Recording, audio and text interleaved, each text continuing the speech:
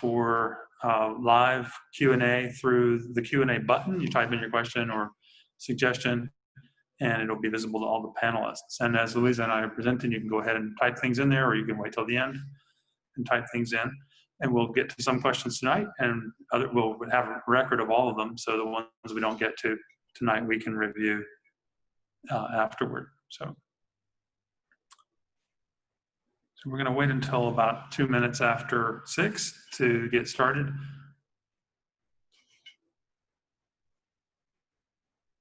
Give people time to find their way down the long, long corridors in the Zoom global headquarters, wherever that is, into this big room in Zoom land, and this big room at Beaches Chapel, and we'll be starting in just a couple of minutes.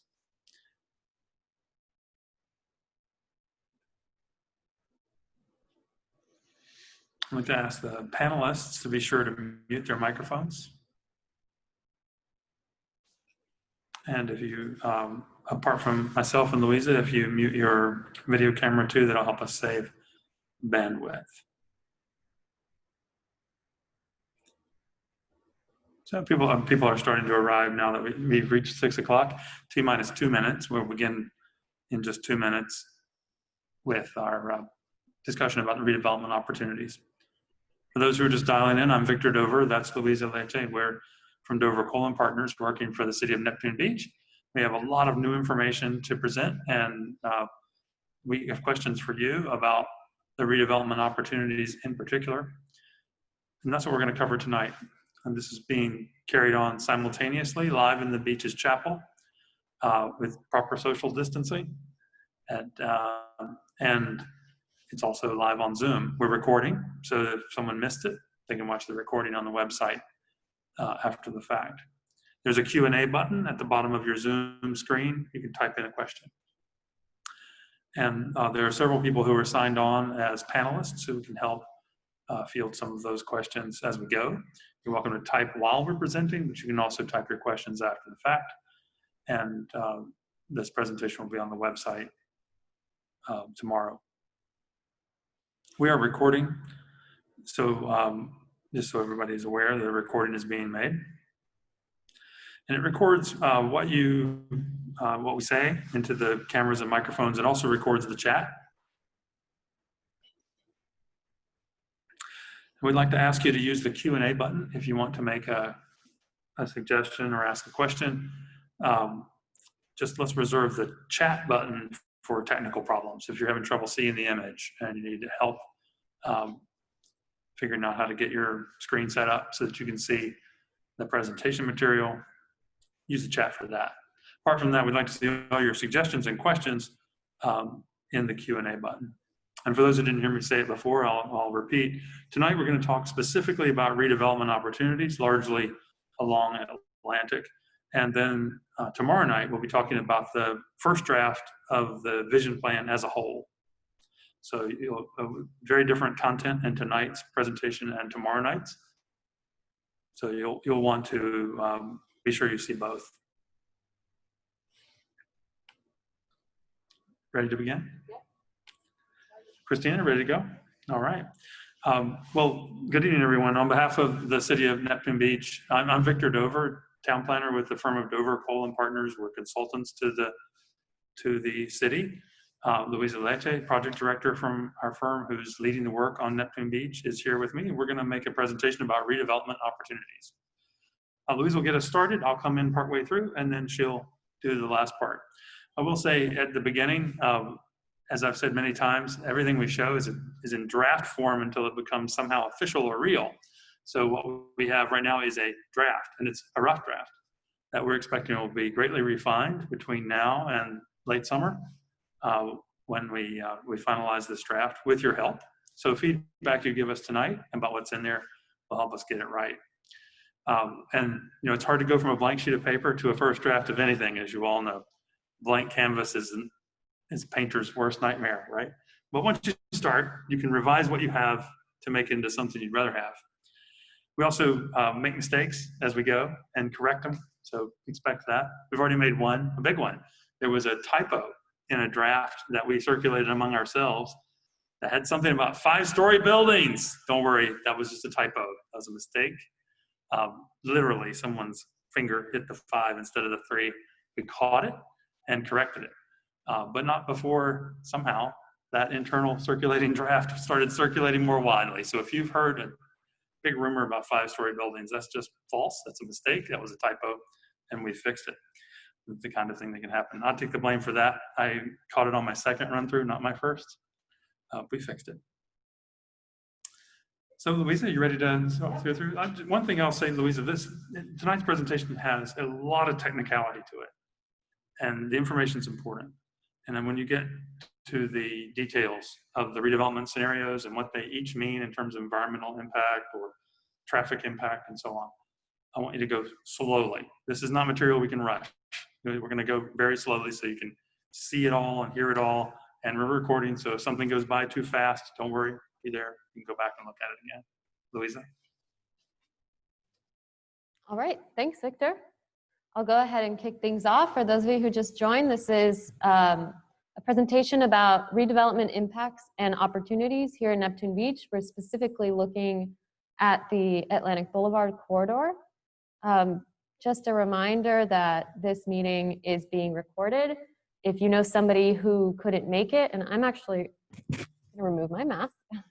I had some comments earlier that it was difficult to hear my voice while I was wearing it. So if you know anyone who couldn't make it tonight, we know there's also a special council meeting. This will be recorded. It will be posted tonight, and along with the presentation for anyone to view on the project website. So make sure to check out the website to watch that and share it with anyone you know who is interested. Like Victor mentioned, this is a webinar. You can use a Q&A function. We'll have the opportunity at the end for people here who are joining us in person to ask questions. And we'll also be checking our online Q&A portal to see the questions that are coming in. So what we're going to go through today, I'm quickly going to go through an introduction where we are in the timeline. Then we're going to go into different types of development and some case studies. Then we're going to look at some specific redevelopment scenarios that we tested. And then we'll look specifically at the 500 Atlantic site and how we've developed those ideas that began in the charrette and what they look like now. And then at the end, like I mentioned, we'll have time for a Q&A. So where we are in the timeline, we had our big charrette back in April, and we've been working hard to get this very first draft of the plan ready, and that's what we'll be presenting tomorrow. The meeting today was actually something that the city felt was really important to include. It's not something we had originally planned, but given all the interest in this site specifically and what the vision should be for the Atlantic Boulevard corridor and some of these big commercial properties, we felt it was important to do a more deep dive and look at some of the consequences and impacts of different options of redevelopment along that corridor. So that's what we're doing here today. Like I mentioned, tomorrow we'll be presenting that first draft for the very first time in front of you all. We'll go back and take all of that feedback, and that will inform a final draft, and then hopefully that will move on into an adopted product that the city can call their own. Like I've mentioned, we were here back in February with our neighborhood workshops. Then we had our 5-day design charrette in April and had a lot of good feedback, and that helped produce these initial ideas that we've been refining ever since. Reminder, if anyone is joining us for the first time in this process, that this is a 3-phase process over the course of 2 years. So right now we're in that very first phase, which is a vision plan. And that's really coming up with an aspirational idea of what we want the community to be like in the future. And that'll help inform the regulatory changes that we have to do in phases 2 and 3 for the comprehensive plan and then the land development regulations and code as phase 3. So any feedback we receive from this meeting, along with any feedback we receive in the draft plan that's presented tomorrow, is input that we will then put in when we produce the final draft. So just a really quick recap of what we heard, really quick. High level, we heard a lot of feedback about expanding bikeability and walkability, that in the future, Neptune Beach really is going to be a walkable, accessible, and connected city, no matter what neighborhood you live in. We also heard that people aren't as excited or interested in seeing more office parks or big box and strip commercial centers. Also, it's really important to find the right kinds of housing that fit in with the existing single family and duplex character of this community. One of the two central questions we try to talk through and kind of get a better understanding of when we had our design charrette was what's the right amount of multifamily, if any, given that we heard a lot about not wanting to see any kind of apartment buildings here. So that's one thing that we explored during that April design charrette. Another thing we wanted to kind of unpack a little bit more was whether there is an opportunity to introduce any new types of housing. And one example was the bungalow court, which an example of which you see on the screen as a type of housing that maybe could get some units that are not currently available here, some smaller units. These tend to be really friendly for senior residents as well, without disrupting the character of the community. So we're going to be focusing on this kind of corridor that runs along Atlantic Boulevard, including the existing commercial node around Florida and Atlantic, and then of course the much larger properties near to 3rd Street, including 500 Atlantic. And just for a sense of scale, this whole corridor that you see dashed up at the top of this map, that represents 90 acres of land. So it's a large amount of land that could change incrementally. We would never expect this whole area to change overnight, nor to change all of it to change, period, but certainly pieces of it will evolve over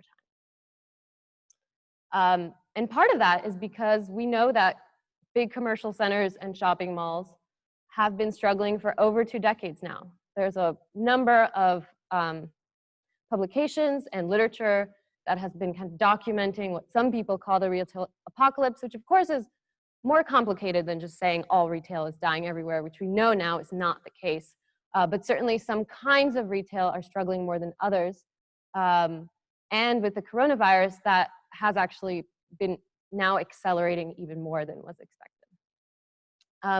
So in terms of the impact that COVID-19 could have, not much has changed from what a lot of experts are looking at in terms of real estate demand and market moving forward and into recovery. I think since we had the charrette, the general sense has not changed, and that mostly hospitality in particular and retail will be taking the biggest hit in terms of new commercial development. One thing we are seeing is that this kind of more protracted virus is more likely than a quick recovery, but again, we're right in the thick of it, as you all know right now. So all of this is simply to frame what we consider kind of our thesis that we're trying to find solutions to, that the community is on board with and fits the community's vision.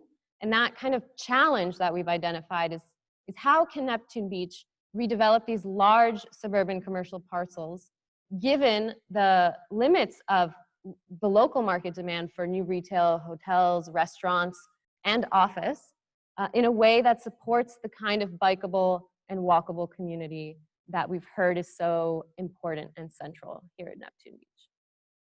With that, I will turn it over to Victor.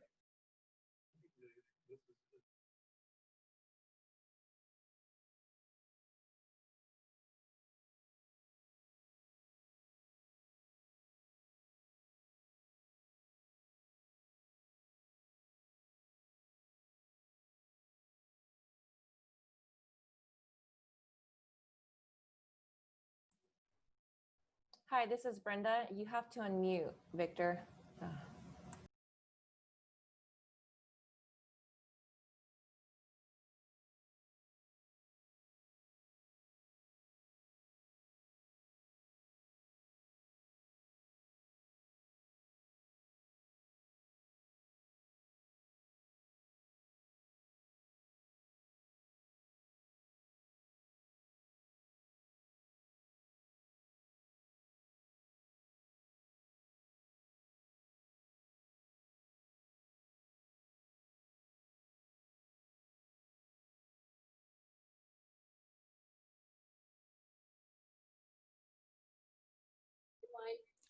Okay, well, I'll rewind that.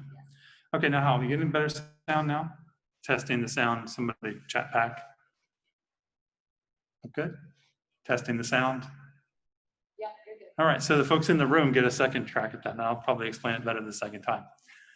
I think this is a hard enough question as it is, but it's actually even harder than it looks, because we have to find a development scenario that supports a more walkable and bikeable environment that also works in a time when retail-led development is largely infeasible. Now that's because of the changing nature of retail. Well, then there's office space and there's lodging.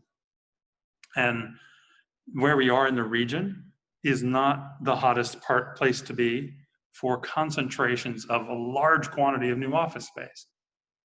And the moment where we are in time is not an ideal time to be starting a new hotel. So all of those in combination leave you with, well, there's residential. And yet the problem is the community's expressed a great deal of reservation about additional residential units, particularly mostly if they're rental. We heard a lot of comment that rental residential would be unwelcome. So what we're looking for is there an overlap between the market conditions that exist in the place and your desire not to leave it vacant and those requirements? And where if there is some overlap, then we want to find it. So you just go to the next one. We'll explain how we undertook this search. First of all, we did some case studies where grayed out former shopping center sites were reused, and we looked at how they did it and what they looked like. And we pulled together a great many examples. Fundamentally, the difference between what exists today on the land and what is likely most feasible is kind of captured by these slides, where on the left is the once familiar strip shopping center and shopping mall with the building, one-story building far at the back of the property, like the Kmart at 500 Atlantic, and the big parking field in front of it. And whenever people say, well, isn't that what retail or what commercial development looks like? I say, sure, remember Circuit City or Linens and Things or Sports Authority or Kmart or Sears? These businesses are disappearing from the retail landscape. So it turned out that they had a period of time in which they were thought to be the default setting, the only kind of retail we would build anymore in America, and now the opposite is true. Meanwhile, another scenario you can't help noticing is that in the traditional cities, like the old towns and small and large, and this is a picture from Savannah, just to kind of get an angle that's somewhat comparable to the one with all the parking on the left. But a greener and also much more mixed up kind of development where there's residential and there's commercial and there's civic uses and there's retail, and a much greener kind of development, as you can obviously see. So we thought, well, maybe there's some variation on this that turns out to be lasting, that you can compare to the developments like historic districts that have been going for hundreds of years through ups and downs in the marketplaces and change in technology and change over time, and still somehow remain great addresses, remain viable, and have strong tax bases, and not so brittle and economically temporary as the one-story buildings sticking out of parking lots. So that's on our minds as we're thinking about this. Go to the next one. Now, there's another reason it matters. If you are wanting to make the argument to the Florida Department of Transportation, for example, in favor of adjusting the design of intersections and the character of streets so that they can have trees close enough to the road to shade the sidewalks, or sidewalks period, so they can have crosswalks more frequently, such as the perpetual design problems for pedestrians and even just good address making along A1A. You basically have to say to the DOT, we're adjusting the land development regulations to decide which parts of the region are going to be conventional, auto-oriented suburban development, like exists in the outer, farther reaches of the county, and which parts of the region are going to be walkable, urban, like the C4 shown in this diagram. So can you just put your laser over the main street running between the two? So if you compare C3C in the middle of the picture, which is a conventional suburban commercial strip like Atlantic has been, and in the middle of the picture, to the next category over to the right, where the buildings are facing the street and their surrounding land uses are arranged in the form of walkable blocks. And it's not just one building here and another building over there, but rather a combination of smaller buildings. That's the difference between these two patterns. And once you move from the middle category to the one just to the right of it, you're eligible for all kinds of things that they used to say no to, like street trees and lanes the right size so people don't drive so fast, and provisions for bike and walk, just to name a few. So this is actually kind of important to understand, like what part of Atlantic Boulevard is meant to remain as it was, and which part of it is meant to be modified and more like Beach's Town Center. Go to the next. It almost looks like the two, like that split between the two is 3rd Street. There are some other reasons why it matters. Everything we read tells us that the suburban sprawl format has been bad for people. It turned out to be pretty economically brittle, and we see the vacant stores to prove that, but also not so great for the economy and costly in terms of human life. Next. I will say that in our lifetimes, all the literature about best practices in city planning has been rewritten. They used to say wider and faster roads were better roads, and land uses should be pushed as far apart as possible, and their densities and intensities kept as low as possible, so as not to interfere with one another or have any effect on one another.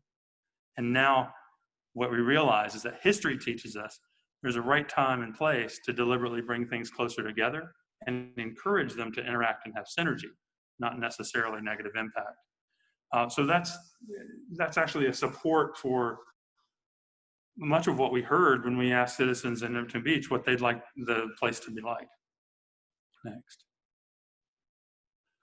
Now we're going to show you this picture twice, but the first time we show it, I wanted to make this point. There are communities that are not, Manhattan with Times Square or Hong Kong with 1,000 units to the acre that are busy making these changes, including Beaufort, South Carolina, which you probably know annually gets identified in all the national magazines as the most desirable city in America, or the most desirable place to retire in America, or the most desirable place to come after you graduate from college in America. It's one of those really successful places. What are they doing? They're doing exactly that kind of transition. In fact, the building on the left, which was the before picture in this before and after, is their old Kmart. Next. Now here's one that's constructed, not just a rendering. This is in Cape Cod. It says Cape Cod, that's a typo. How did I miss that?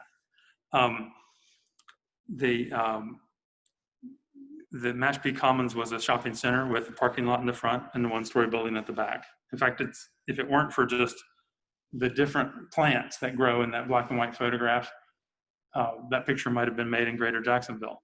It's identical to an Atlantic Boulevard type strip.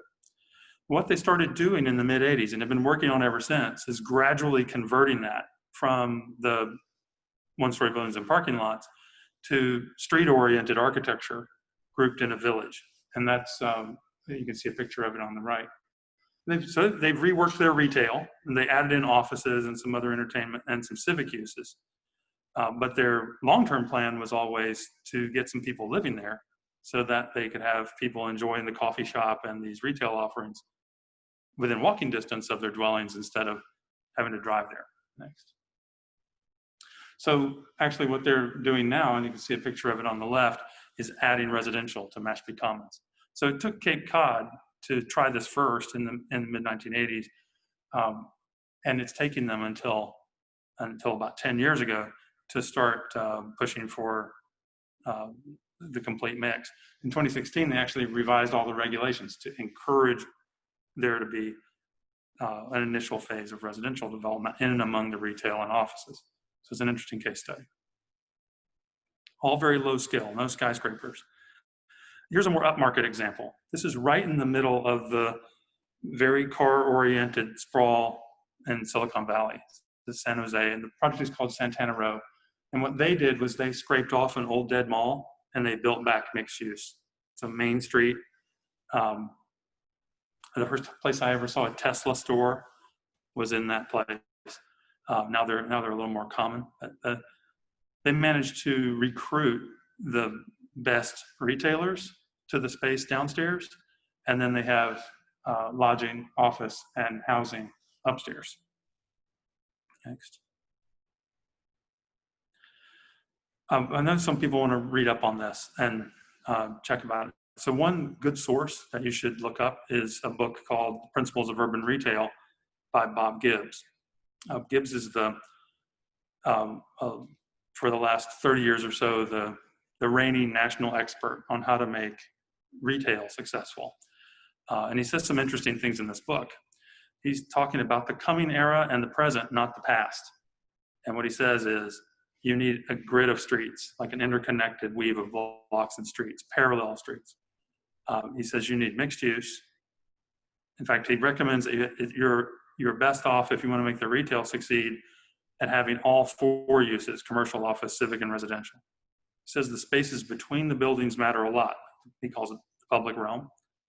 Third, he says, keep it the right size. Don't make it so long that people will walk about 5 minutes. Most main streets, even in successful, long time, successful main streets, are about 1,000 feet long, sometimes 1,200. When you have something longer, you can break it into sections. And that comes to mind because Atlantic is longer. And then third, he doesn't actually recommend going pedestrian only. Maybe you can close the street for festival days or for the evenings and weekends, make it pedestrian only. But he says most of the time you need to be able to drive around your block and drive close to things. And parallel parking, provide that on the street, and then keep the traffic calm. So these are the things that he recommends doing if you want the retail to succeed. Now, this is from his book. It's interesting. And if you study the literature of the Urban Land Institute or the International Council of Shopping Centers, I always read that one with a grain of salt because it tells what they thought was important last year. But they actually also do the same thing. They break levels of retail down into categories, thresholds, that depend on how many souls you have within the trade area. And the trade area is defined a couple of ways: a primary walkable trade area that's close to the location, a primary drivable trade area, which depends on the use. People will drive a little less far for a grocery store than they will for a movie theater, for example. And then the secondary trade area, which is all those other people who come because of your reputation. It's interesting to watch the Beaches Town Center appeal to all three of those. People who are immediately around it, or arriving, walking and biking, or making a short car trip. People who are arriving from greater Neptune Beach and Atlantic Beach, and people who are coming to the Beaches Town Center because it's so cool from far away, passing a lot of other kinds of places to eat or drink or buy something to get to the BTC. Now, the numbers here boil down to this. Even if you do all four uses in the redevelopment sites along Atlantic, you're probably somewhere between the small amount of households that would support a corner store and the medium-sized amount of households that would support a village center, or maybe a juvenile version, a junior version of the suburban neighborhood center. We just don't have the thousands and thousands of households that would support a regional destination. Now, you could fix that. You could add something so attractive and unique that it doesn't exist anywhere else in the region. People will drive from all over and come ask you to store their car for them while they compete with you for a seat at that table or in front of that cash register. We heard a lot of people in Neptune Beach say, we like our neighborhood scale retail. We don't want to be so much of a regional destination that we're overwhelmed by all the people and their cars coming from far away. So that tells us, don't try to be a retail-led development with a massive amount of retail that needs to be a regional Mall of America type destination in order to succeed. Be one of those smaller ones. How have I done with that? Louisa, does that more or less capture our conversations? All right, show them how that translates. Yep, I'm muting. Thanks, Victor. Yeah, please keep in mind these thresholds. The next section we're going to go to is, we actually went through and did some testing using software called Urban Footprint that I will go through. But we're testing different kinds of redevelopment along the corridor to see what kind of impacts they would generate. So like I mentioned, we're using a program called Urban Footprint. This was created out of Office of Calthorpe in Berkeley, California. World-renowned urbanists as well who have been kind of pushing a more analytical approach. So this is a tool we can use to actually create customized scenarios with very specific place types and building types, and then see what kind of environmental and transportation impacts those different scenarios and place types might have on the city as a whole. And again, this was an exercise that we wanted to do as a way to get a sense of, you know, if you went one direction that's office and commercial led, or one that has a mix of residential, or if you kind of left it up to the status quo, what, and you know, kept the uses as is, essentially, what would be the result of that? So these are the different scenarios along the Atlantic Boulevard corridor. There's the base scenario, which is just exactly what exists today. We have scenario 1, which is just infill development of vacant parcels with the same uses and types of the surrounding area. So in this example, the vacant Kmart would just become, let's say, a Target center instead. It's something comparable to what it was and is, or what it is next to it, for example. Scenario 2 is a true redevelopment scenario that would transform the parcels along Atlantic Boulevard into a walkable commercial and office development. And then scenario 3 is that would also be a more transformative redevelopment scenario, takes the existing uses and makes them mixed use and walkable. So both 2 and 3 are meant to be more compact and walkable. Scenario 2 is limited to commercial and office, and then scenario 3 includes residential in that mix of uses as well. And they both include public spaces in the mix. So just to go through some of the basic assumptions we had doing this analysis, for the base scenario, we actually went in and kind of carefully checked as much as we could each parcel in the city. Neptune Beach is small enough that we could take that care to make sure that the uses that are currently assigned actually match what the Duval County property assessment information is. Then for each of the 3 new scenarios that we created, we used customized building and place types to paint, and I'm going to call it painting because we essentially just paint the parcels with different types of development.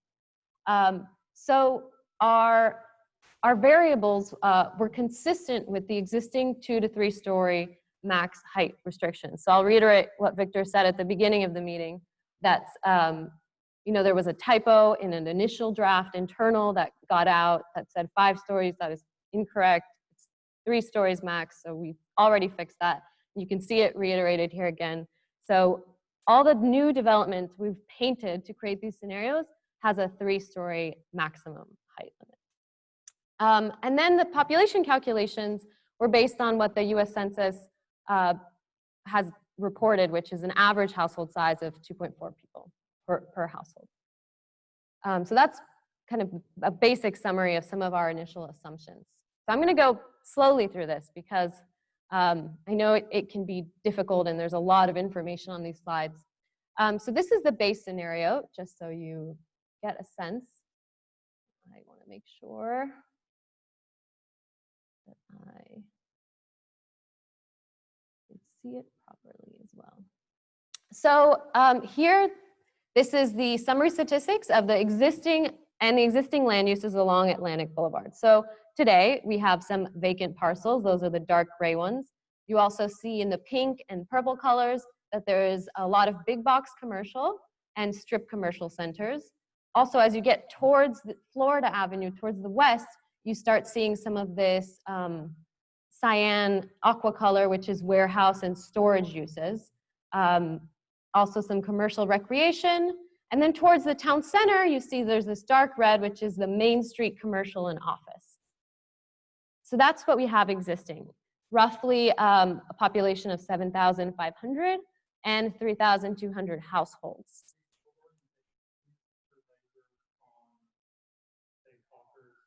Yes.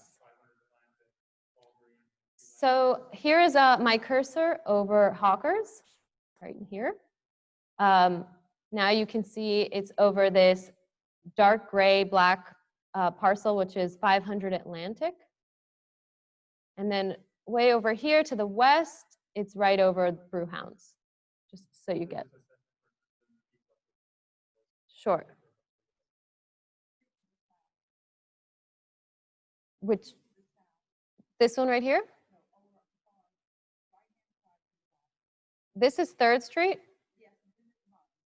Oh, it cuts, this does not, this map doesn't go all the way to Seagate.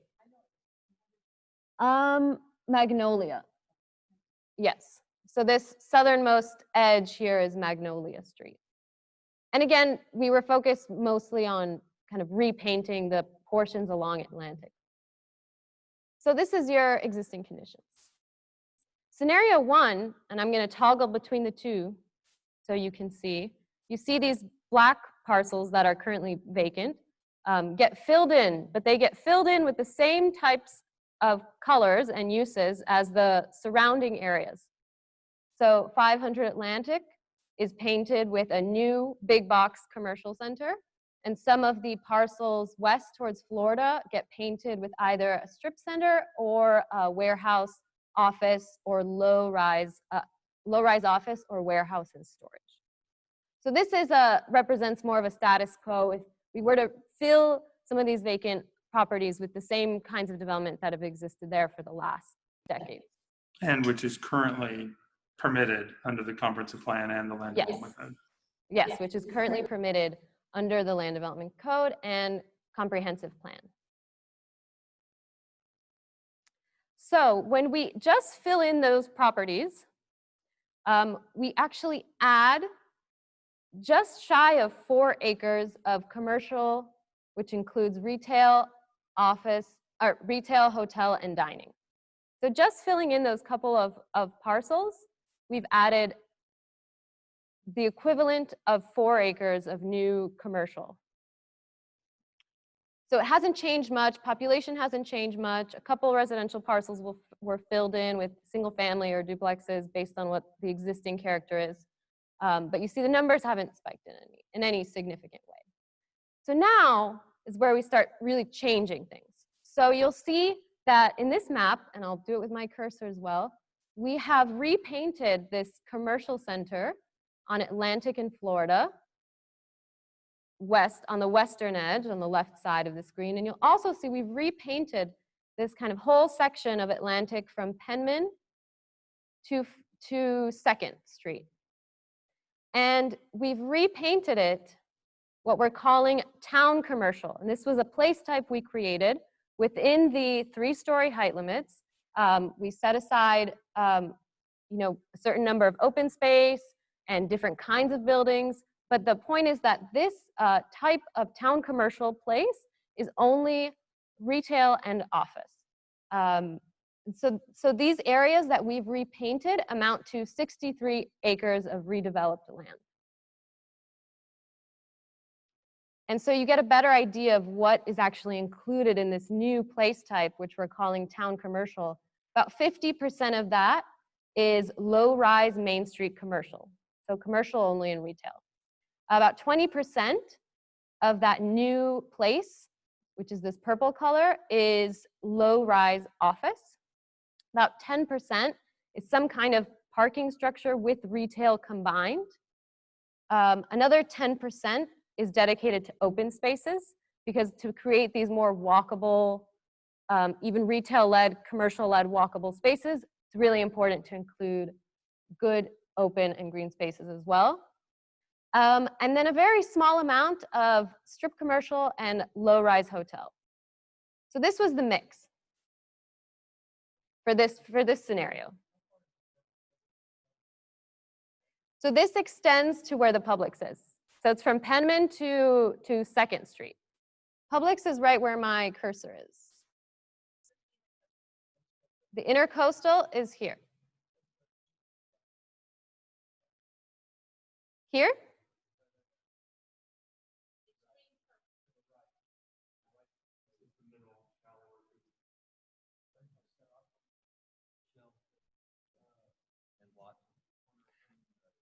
Yeah, and again, I'll say that this was really an illustrative exercise.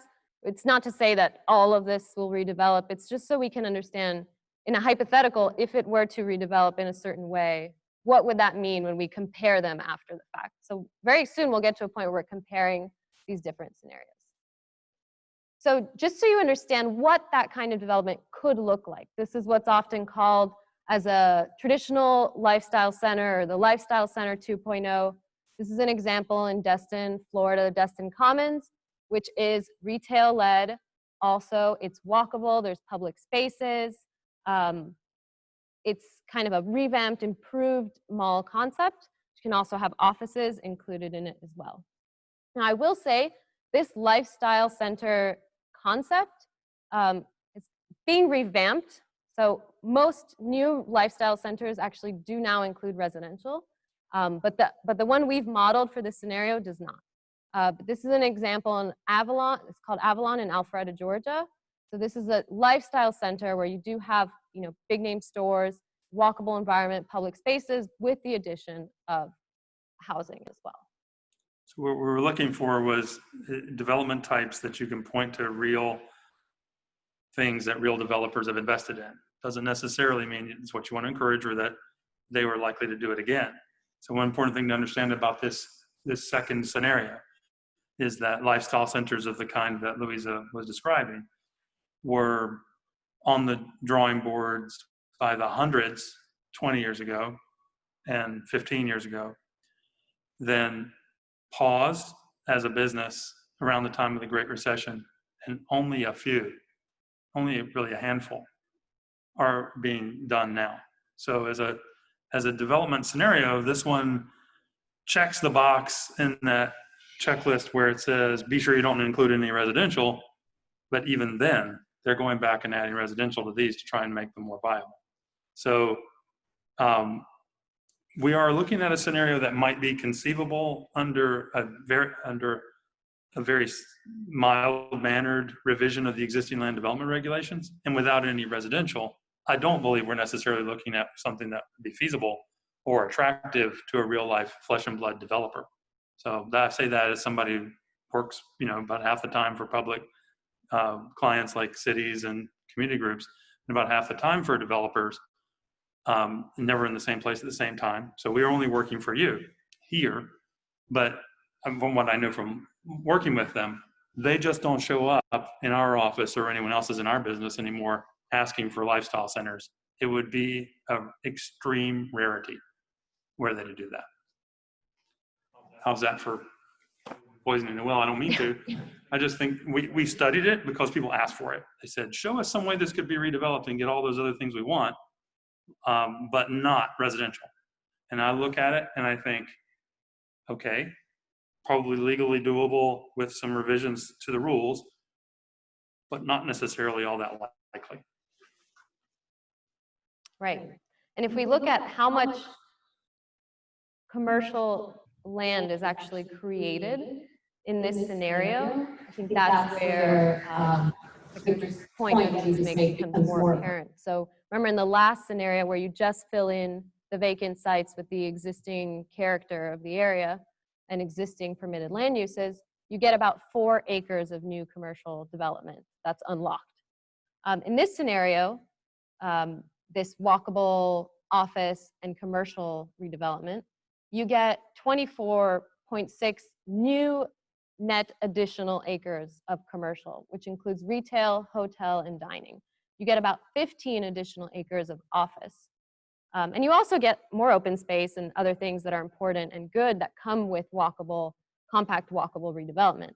But this scenario essentially triples the current amount of commercial and office space in Neptune Beach.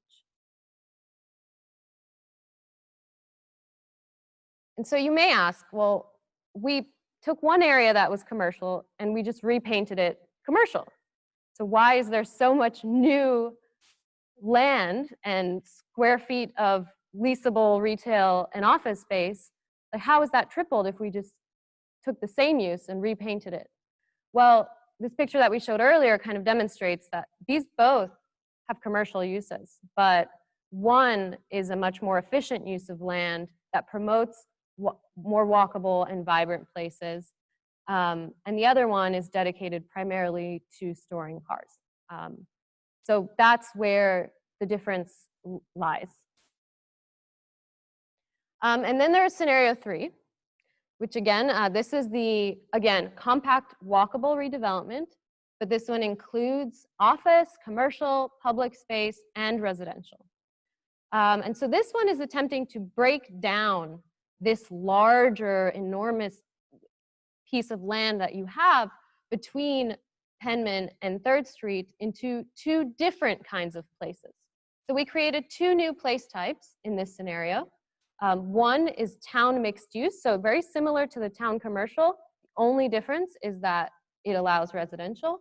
And traditional neighborhood, which is a more eclectic mix of compact residential types and a little bit of retail sprinkled in. And so here you can see that, again, this is 63 acres of land redevelopment, just like in scenario 2. In this one, you see a significant bump in the population, whereas scenario 2 didn't add any new residents to Neptune Beach because it was primarily commercial and office. This scenario does show a significant rise in the amount of people and households here. So just to go through again what this town mixed use place that we've customized is, the town mixed use place is about 30% low-rise Main Street mixed use, about 20% of row houses and live-work buildings, about 15% of low-rise offices, 12% open spaces, 10% Main Street retail, 5% of a parking garage, 5% of 3-story multifamily, and 3% low-rise hotel. And the next use that we created, the next place type, is the traditional neighborhood.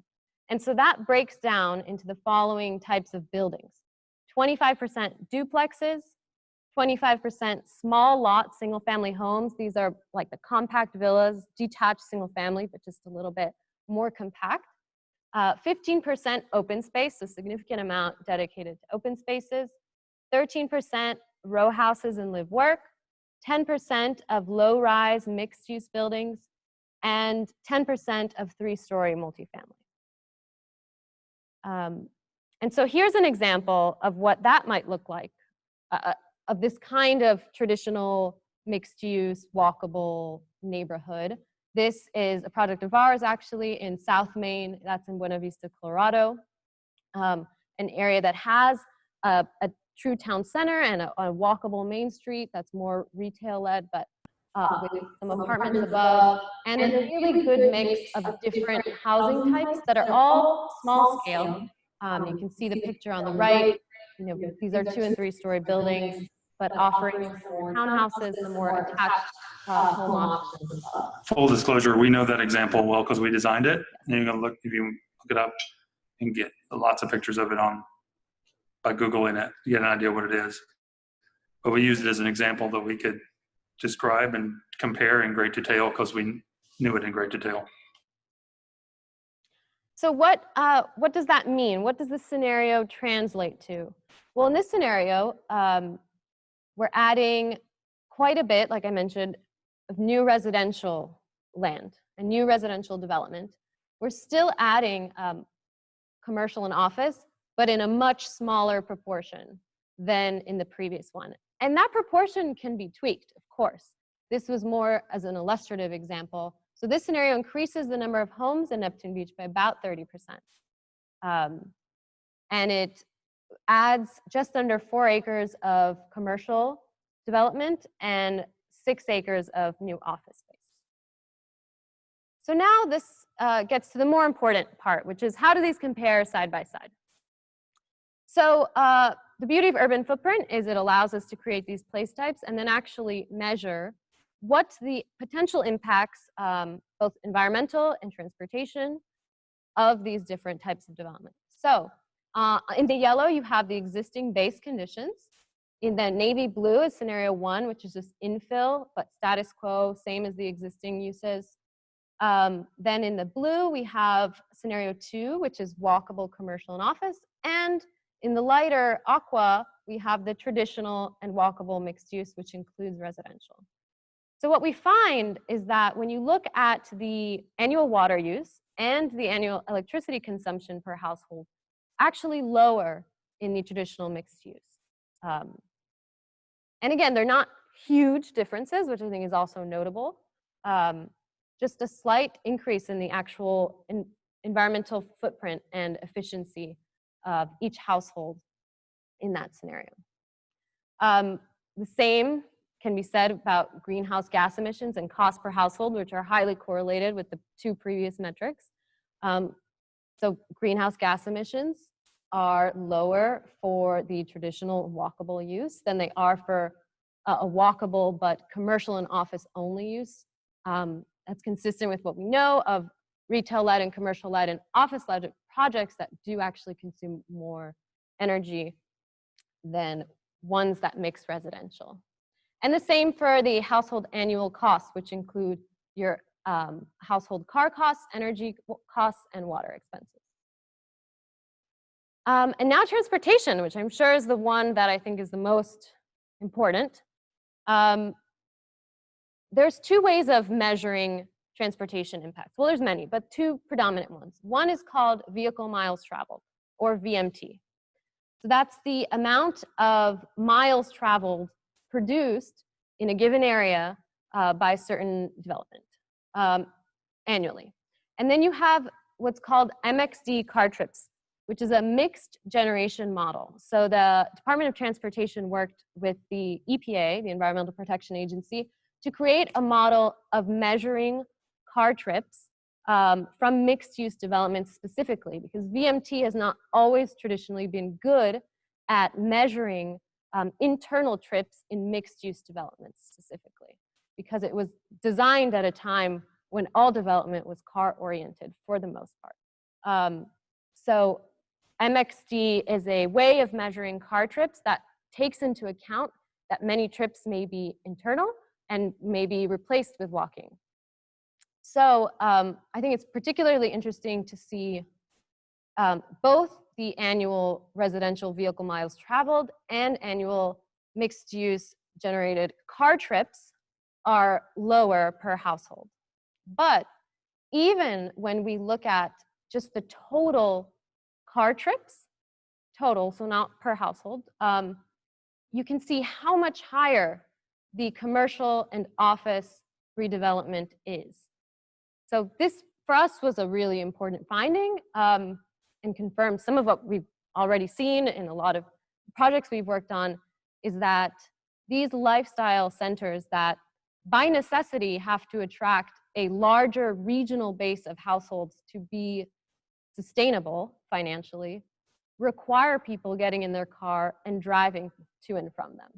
Whereas a traditional mixed-use neighborhood with residential has a much smaller amount of retail and commercial, and it adds homes that can support that new retail and commercial, thus generating less outside trips of people from outside of this region, and capturing more walkable, more walking and biking trips. You can see it also improved the number of residents within a 10-minute walk to retail, of course, because it added a lot more people living in that new redeveloped area. By the same token, the mode split, which is the percentage of people driving versus the percentage of people walking and biking and using transit, improves in the traditional walkable mixed-use neighborhood. Instead of 9% of people walking and biking overall in the city, you get about 13% of people walking and biking. Yep. Just want to make one comment about this.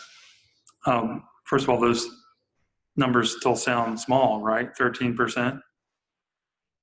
Actually, that would be for Florida and for the Sun Belt in the U.S. a really big number.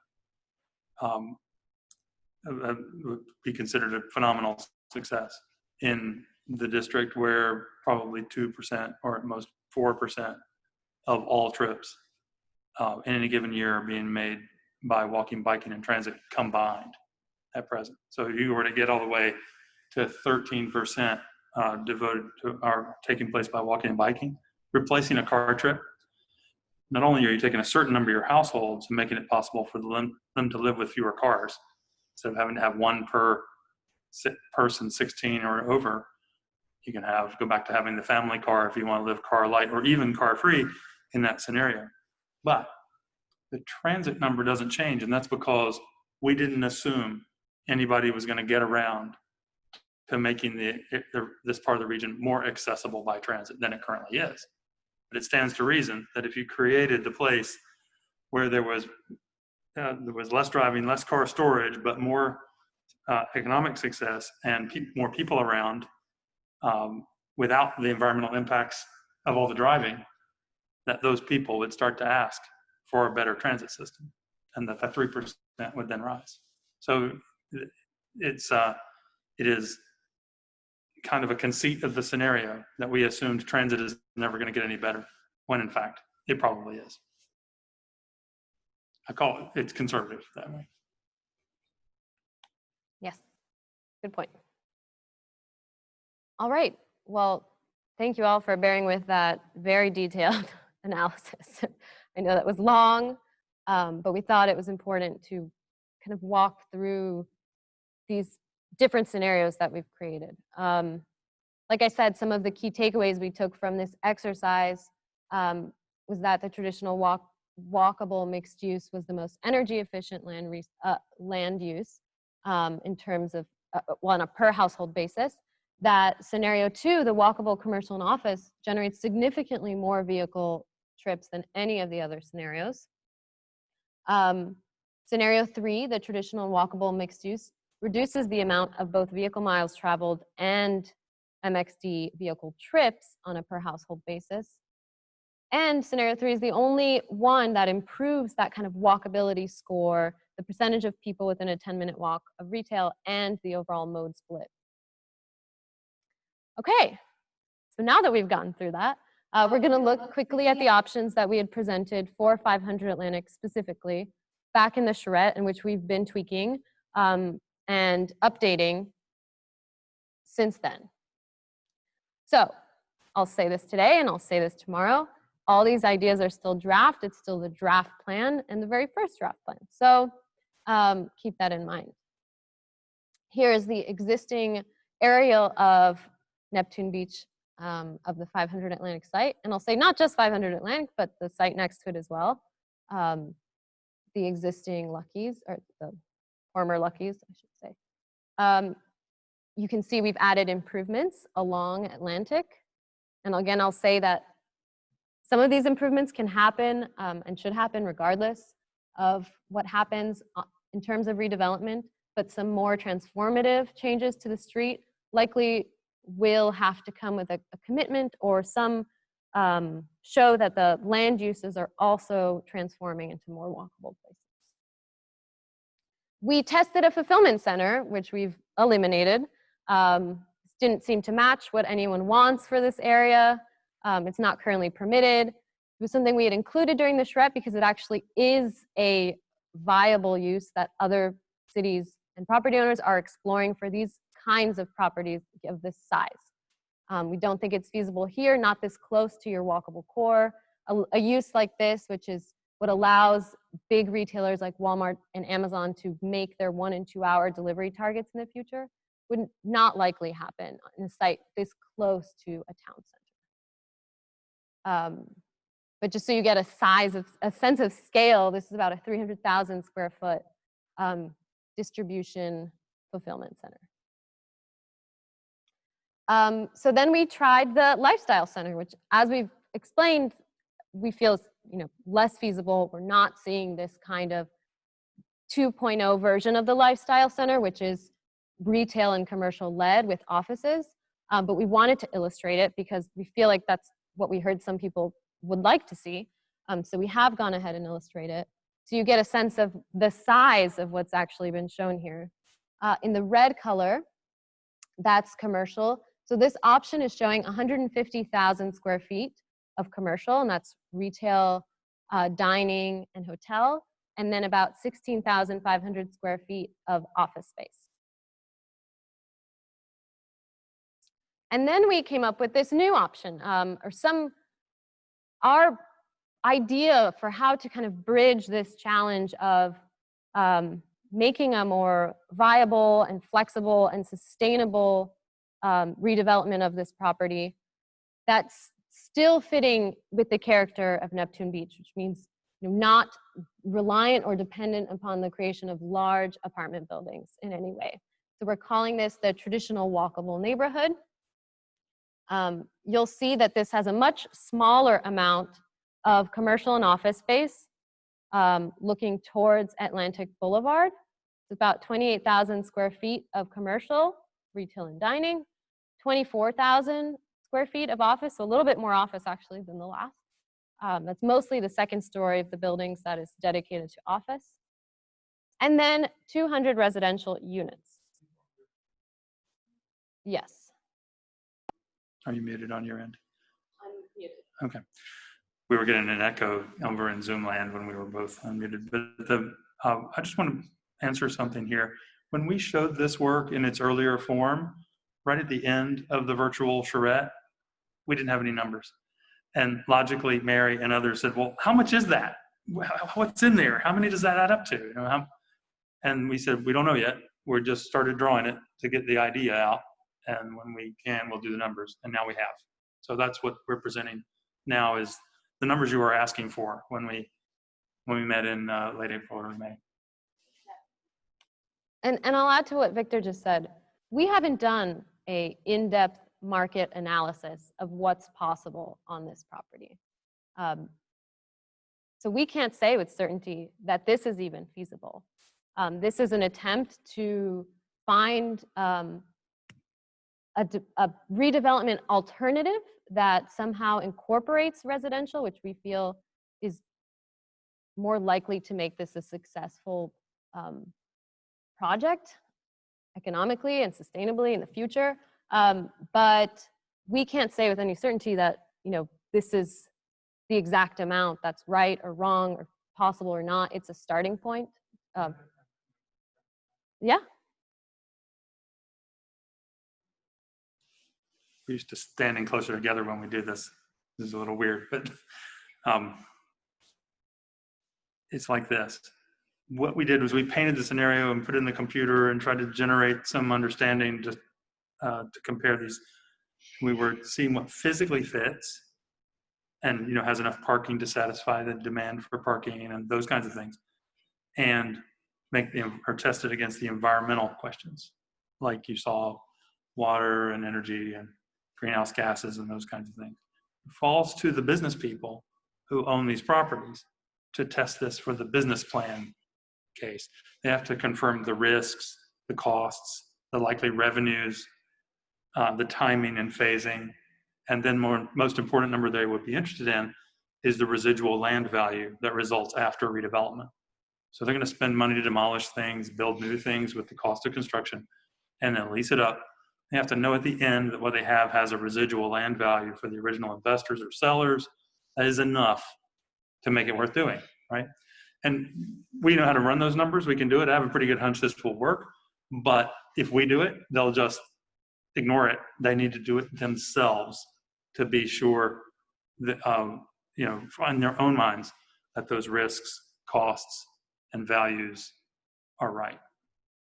Okay, that's why we have concentrated on the things we can model and confirm, but we need the business people to do the next step.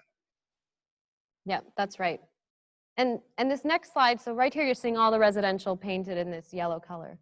But we've actually gone in and wanted to show you all the different kinds of homes that you can get in this scenario that we've painted. So here we're showing row houses, about 40 row houses in yellow.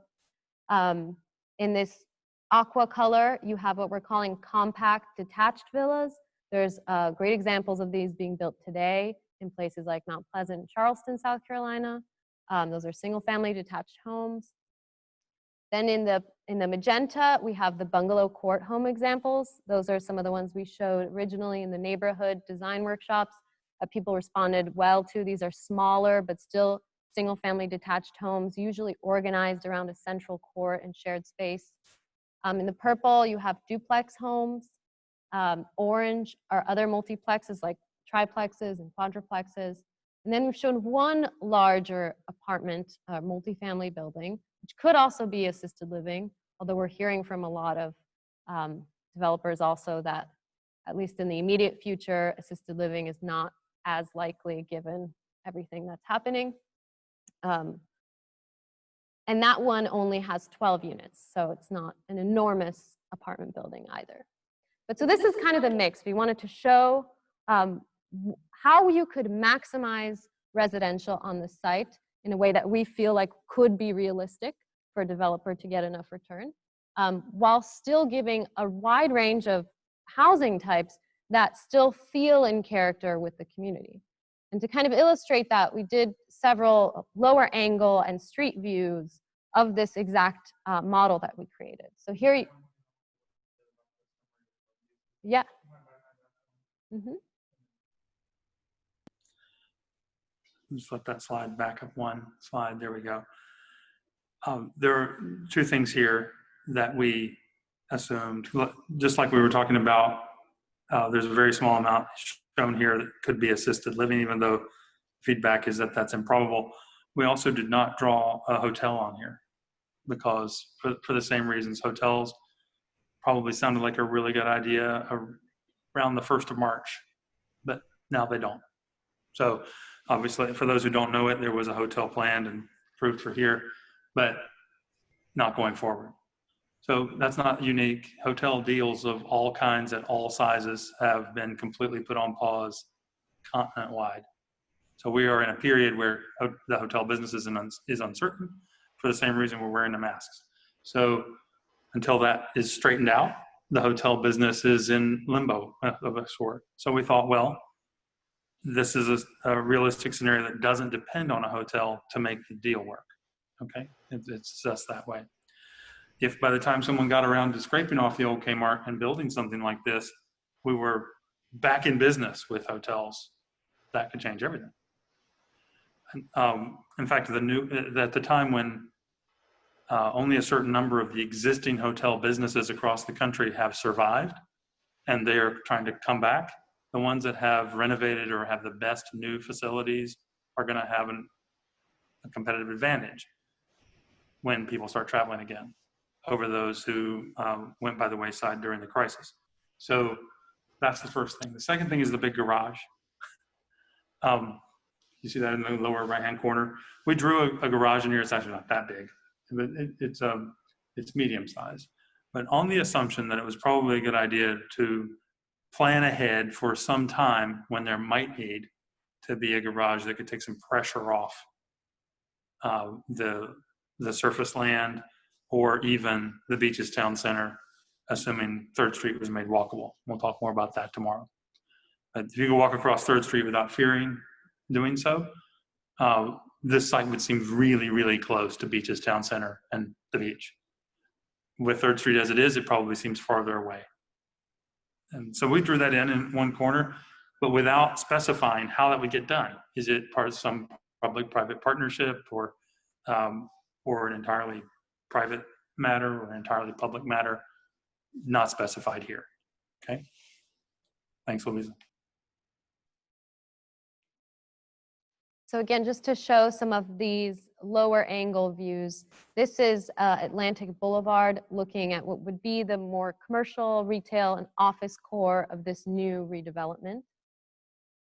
Here you can see we've created, again, the ever important public green spaces, whether you have a redevelopment that's a lifestyle center without residential or a mixed use traditional neighborhood with residential. It's very important to incorporate these kinds of spaces in whatever happens on this site. Here you can see that we've created row homes that actually face out onto this central green. Here's a plan view, and we've also gone in and counted all the parking spaces, because we know that's also a concern, to make sure that some of the issues around parking that you've seen in the neighborhoods east of 3rd Street, where you do have some of these missing middle housing types and duplexes and quadruplexes, don't become issues if you incorporate those types here. You have to plan accordingly, which is, can be easier when you're redeveloping these parcels together with a, overall master plan to actually ensure that you're providing enough spaces, which in this case, you are. There would be about 157 on-street spaces, almost 200 mid-block parking spaces. Those are those areas kind of inside the blocks, not on the street. 88 car parking garage. So that parking garage was sized to stay within the city's height limits as well. And then 98 spaces in private property as well. And so here are some ground level views, just to get a feel for what some of those spaces look like. So this view, I'll go back, is this street view number 1. That's looking at one of the bungalow courts. So you can see these are smaller bungalow type homes. They all face a common area. The parking is tucked behind this, so people leave their cars and they actually walk into their homes. Here is a view looking at that central green of some of the row houses. And then further in the back of this image, you have the kind of 2-story commercial and office buildings that face onto Atlantic. Here's again looking, this is a transverse view into one of the bungalow courts. So again, you see that not only is there those central courtyards that the bungalows are facing into, but you can have smaller connecting open spaces that kind of stitch each of these different areas within the plan together as well. And here is a series of duplexes. So this is almost like a duplex court of sorts. There's also a civic building in the center of it that could be used something as like a senior center. It could even be a coffee shop, but it's some kind of shared use or third space, as we call it, for the community. And one thing I'll note, here you're also seeing that we've shown a dedicated 2-way cycle track on Lemon Street as well. Lemon is a great connector, could be a great connector for the community, particularly if Atlantic is never to get dedicated cycle spaces. Lemon Street could really serve that purpose for the east-west connection in Neptune Beach.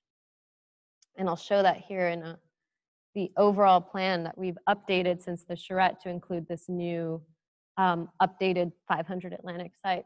Here you can see how Lemon, with a dedicated cycle track, could eventually connect all the way to Penman and become a really beautiful place for people to bike to the town center. So with that, we're finished talking. So I'm going to check our chat. We've been receiving some questions online, but we also want to give you all an opportunity to ask some questions. I know this was a very tremendous, potentially overwhelming amount of information.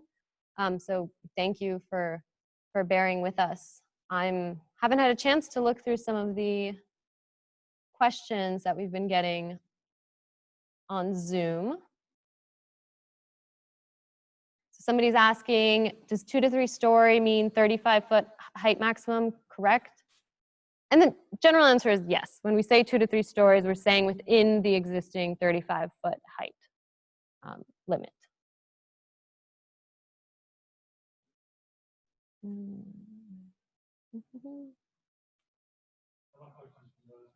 Yes.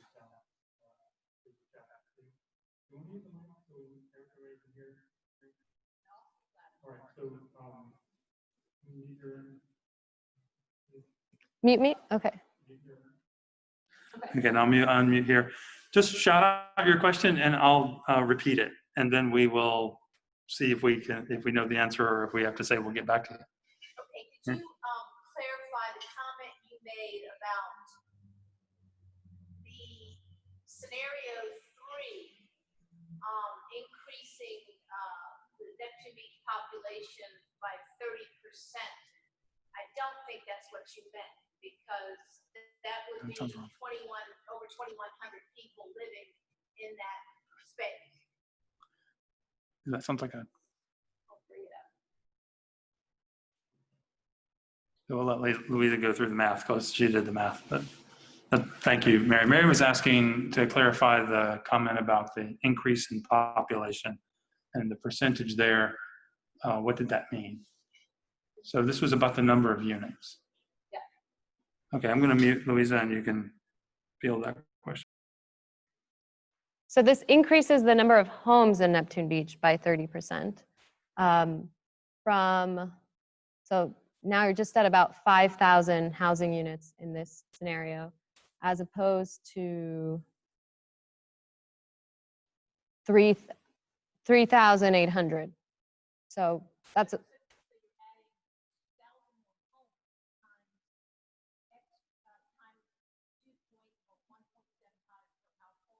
yeah, roughly.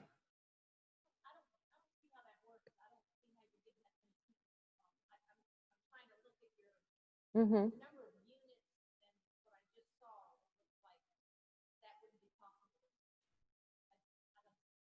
Do you mean compared to the 500 Atlantic? Because there's a difference between what we've shown in 500 Atlantic and this kind of scenario testing exercise that we did. This is painting a much larger area than what we've drawn in 500 Atlantic.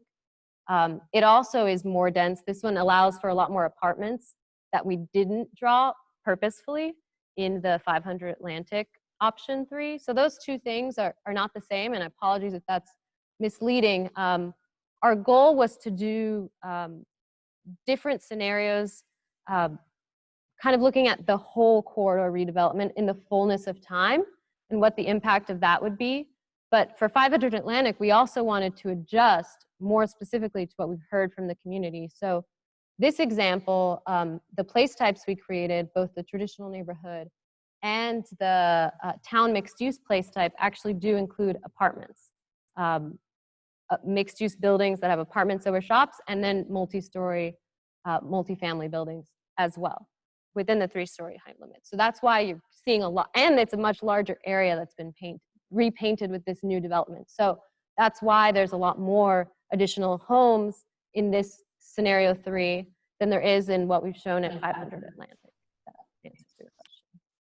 So scenario 3 goes from Penman to beyond A1A? Yes, Penman to 2nd Street, but also includes the center around Florida and Atlantic. Yeah. Yeah, exactly.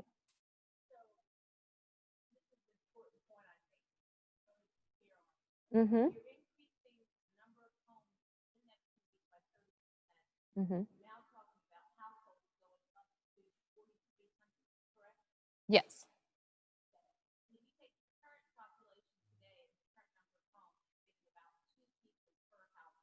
Yes. To take 2 times the number of households, Mm-hmm. 8,600 Mm-hmm. versus today we have 7,500. Yes. So it looks like the population goes up 14%. Household growth. Yes, and it's a good question of what the right household size is for these new redeveloped areas, because urban footprint, and that's something I can certainly Well, check. Can I just ask you, Louisa, to repeat the question? Oh, Mary was asking how the increase in population for scenario 3 compares to the increase in households and housing units in this scenario. And I think it goes down to what the variable for average household size is. So right now, the average household size in Neptune Beach is 2.4. And I'll check to see if that's the exact amount that urban footprint was using in calculating the new population for the new areas that have been redeveloped. In all likelihood, they would be smaller. So, yeah. And the scenarios, like any model, have a lot of variables, and you can say, well, if we change this number, what happens? Change that number, what happens? But one of the key numbers here is the household size, because single-family detached houses are going to have a typical household size, like the so-called Aussie and Harriet households. the larger market is generating far fewer of those than it was when we were kids.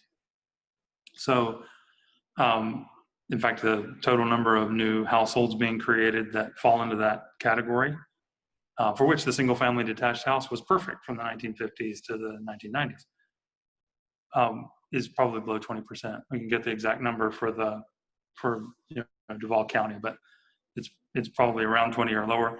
And all the rest are some other kind of household, single head of households, a lot of those, empty nesters, double income, no kids, just to name a few. Single persons living alone is a big category. People living in small groups is another one. But anyway, the other 80% or so of the households being created are these other types, and they tend not to go toward the single family detached house. So those ones that are being created that would be likely attracted to a small cottage here or one of the row houses, likely to be a smaller household. And if you're curious about the difference between housing units and households, that's simply because we're assuming a vacancy rate, a certain percentage. I believe it's about 90%, but I can check the exact amount. That in no city at any given time do you usually have 100% occupancy of all the homes available on the market. Yes, council member.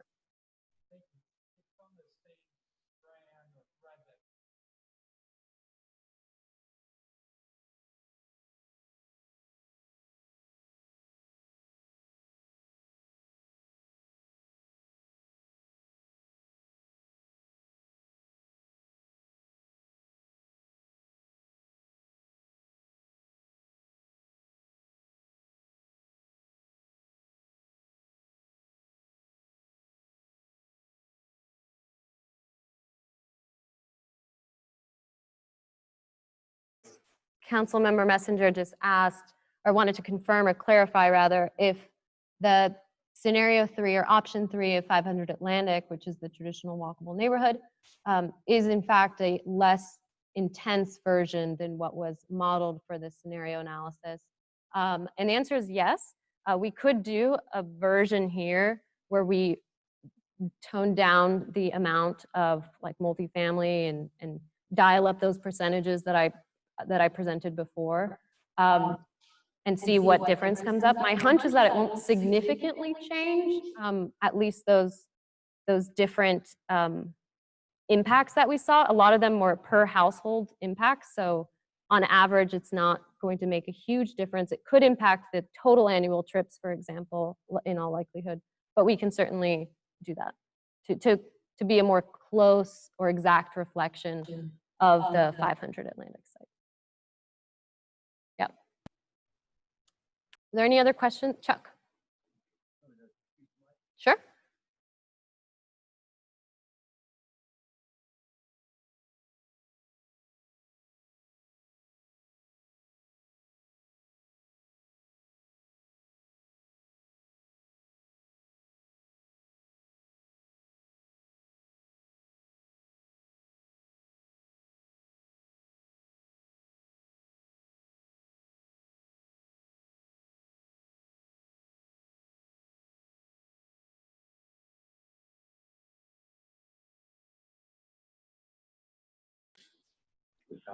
That's a great question. The model is just a picture of maximum build out according to the rules in the scenario. And they say Rome wasn't built in a day. Rome isn't at maximum build out after a couple thousand years. So I think this is a very long-term scenario.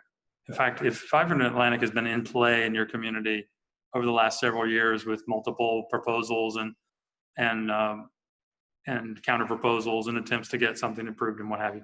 So that felt like a realistic site to look at for the near term. But all of that territory that is enveloped in the whole map of the scenarios is a very long-term prospect. You have a lot of buildings, for example, unlike the Kmart, that have usable life left in them, and they stay just as they are for a really long time without having to redevelop to max out whatever the new rules in the scenario are. So that's why it's a little confusing, but the analyses are always for purposes of a comprehensive plan or transportation plan or whatever. based on some hypothetical build out or a design year. And in this case, we did hypothetical build out. It could take the market a long time to absorb everything that was described. I guess my precise question is two parts.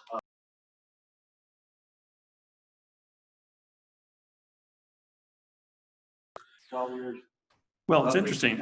So Chuck's question was, since I said this is a long-term scenario, how long are we talking? I think much longer than that. Now, that said, we're living through much longer than 5 or 10 or 20 years.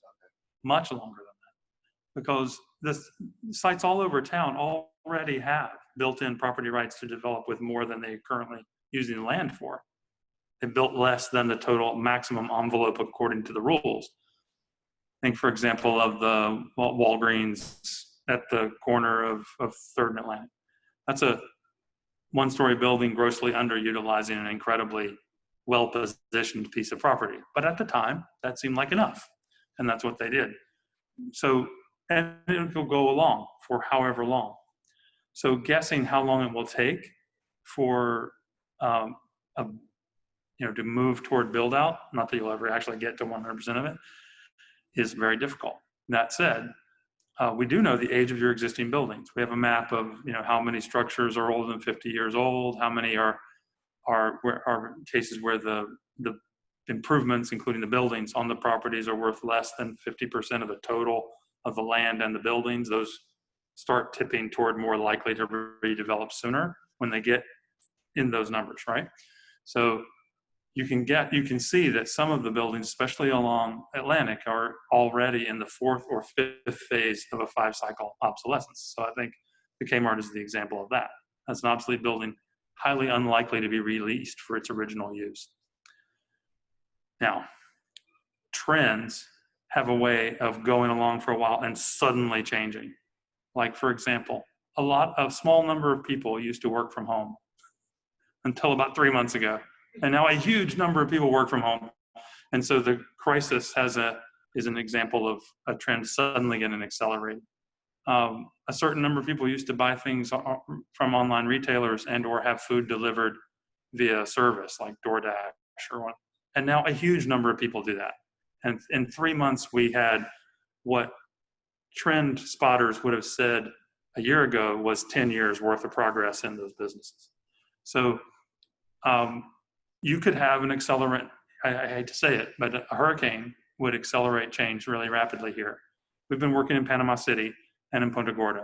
In 2005, they had a really big storm in Punta Gorda. 2018, they had a really big storm in Panama City. And money flooded into those communities in the form of insurance and FEMA support and other forms to help them build their way out of the problem that came with a big storm. You could have a big storm and suddenly find yourself talking to a lot of people whose original building was demolished and now they're ready to build back according to whatever the new rules are. So that would be an acceleration that could happen. The reason I'm saying this is it's very difficult to predict an exact design year. You can run a trend and then project it out as if it's going to be a straight shot and that same curve into the future and be really wrong. Let me ask you this way, just in this field.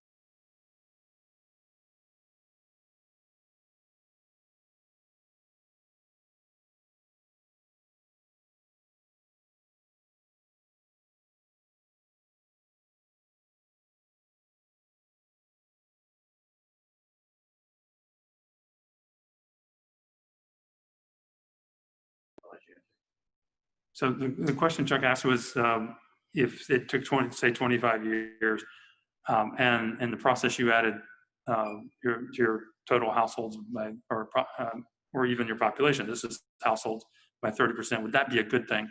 And I would answer like this, it depends. If you could accommodate growth in a way that helped you grow out of problems and be better for having experienced growth and change, then yes, it can be a good thing. So what do I mean by better? Well, for example, if you could have growth that helped drive local businesses with success, but didn't make them meet you and them and all their neighbors choke on the traffic impacts or the parking demand, that would be a better kind of growth, right? So you'd want to have that kind of growth rather than the kind in which each person who came in to sit at a table or ring a cash register arrived by themselves in a single occupant car trip. So growth and change that maximizes short trips and walking, biking, and transit, that's good change. Growth and change that maximizes the expansion of single occupant car trips is worth questioning. And that's why we ran this analysis. What's interesting here is you saw the number of households go up, but the total energy consumed, the total water consumed, total vehicle miles traveled per household, which could also be measured per person, all go down. So that's a trend that's better rather than worse. Now, that's those are examples. There is one other scenario that we haven't really described, and that's the former retail properties graying out and losing their original uses. And by graying out, it might mean they're vacant, like the Kmart, and sitting there in limbo, or it might mean that they go for a lower and lower rent kind of use. As opposed to redevelopment, that could be a bad scenario for the community. And in which, imagine as retailing continues to change, more and more of the properties along Atlantic on both sides, so this affects your neighbors to the north as well, going vacant like the Kmart is now. And at the Kmart itself and similar sites, nothing changing from the way it is now. If you go a generation and plus, 20, 25 years, and that's the condition you're in, I think that's a bad scenario. I want to answer some of the questions we've gotten online, Victor. Okay, go for it. So one of them I think I already answered, but I'll reiterate. Deanna was asking the difference between households and household units. Again, that's just there's a vacancy rate that we take into account that not every single home built will actually be filled at any one given point in time. So some of those will stay on the market but vacant. Another question was about the fact that we've added 3,000 residents and 1,000 jobs or so, but with only 540 parking spaces. So I just want to clarify that the 540 parking spaces was specific to what we've illustrated here for 500 Atlantic and not for the 3,000 new residents in this hypothetical scenario that redevelops over 60 acres between Florida and 2nd Street. So that's a key distinction I do want to make. And the reason why we did a max build out scenario is just kind of to see what's the most extreme version of each of these scenarios to actually have a good comparison of what their potential impacts would be. So if we have the most intense version of a mixed-use walkable neighborhood within the 3-story height limit that includes residential, office, and retail and commercial, what would the traffic impacts be and the environmental impacts be versus the most intense version of your lifestyle center that's office and commercial. So that's was kind of the objective in testing those differences. But that's not necessarily the right thing for a specific project like 500 Atlantic. One other question, Victor, for you that I thought was some good questions here. Do you think this would require one master developer to be feasible? I'll pass that one to you. For what we've shown for 500 Atlantic. That was a question by... Does it require one master developer to be feasible? Like 500 Atlantic, we actually showed 500 and the adjacent parcel, right? So the Kmart and the Lucky's parcels, just as to have a certain amount of canvas to illustrate the concept. I think it's most probable with a master developer that does all the legwork, like getting permissions in play, all the entitlements in place, and coordinating. And the main thing is that somebody has to coordinate. So there are municipalities that opt for that kind of incremental, one building at a time village construction, in which they adopt rules that allow it to be built one building or one lot at a time. But somebody has to coordinate. Like where does the street go? How is the water and sewer coordinated? If there's shared parking, how is it shared? So I think the answer is you could have multiple developers for sure, and they could parcel it up into pieces, and that would basically call for the city to operate in its traditional role as the master developer, like it already does east of 3rd. Think about the traditional parts of town east of 3rd and a little bit of west of 3rd are divided into lots and blocks, and each one has the rules applied to it individually when they want to redevelop or fill in. This could be platted and then implemented the same way, but it would require somebody on the developer side and these landowners wanting to do it that way. So I guess the answer here is a careful partnership between the local government and the landowners could result in the development either by a master developer who coordinates and controls, maybe owns a lot of what's done as opposed to selling it off, or by the landowners and the city working to replat, strike new streets. There's an example in the on the front page of the Buffalo newspaper today, where they're doing exactly that. The city, in that case, to get them all to redevelop, is building the streets and the squares and laying it all out. And the developers just have to go get buildings built on the resulting parcels. That's an expensive scenario.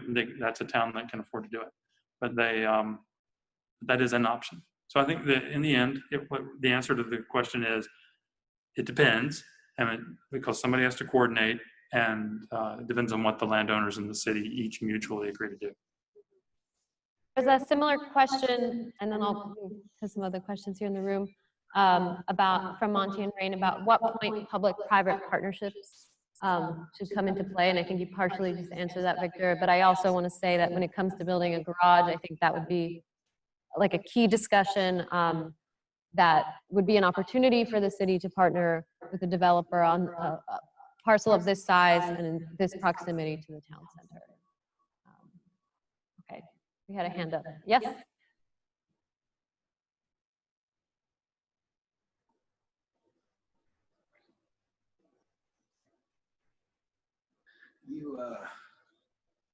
I get from this 500 Atlantic scenario that y'all are under the impression that the man that owns that property right now is apparently willing to sell it, whether it be a piece at a time, a cottage here, a row house there, or whatever. You spoke that, you know, any developer looks at what the value of his land is now. He evaluates the cost of building whatever it is that he has in his mind he would like to build.